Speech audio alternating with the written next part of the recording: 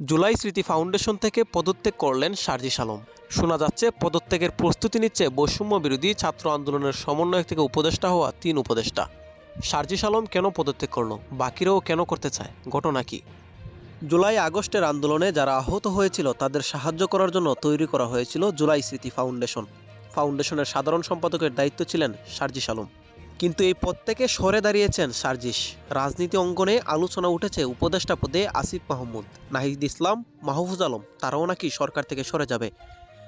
কারণ হিসেবে ভাবা হচ্ছে বড় রাজনৈতিক দলগুলোর সাথে মতের অমিল রয়েছে সমন্বয়কদের।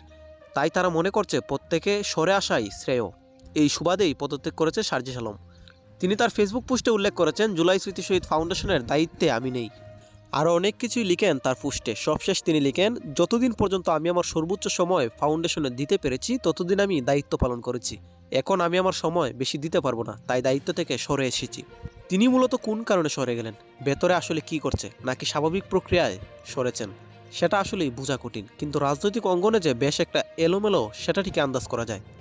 নাগরিক কমিটি, সমন্বয়ক এবং তাদের দায়িত্ব পালন সব মিলিয়ে একটা এলোমেলো হাওয়া বইছে পুরো রাজনৈতিক অঙ্গনে।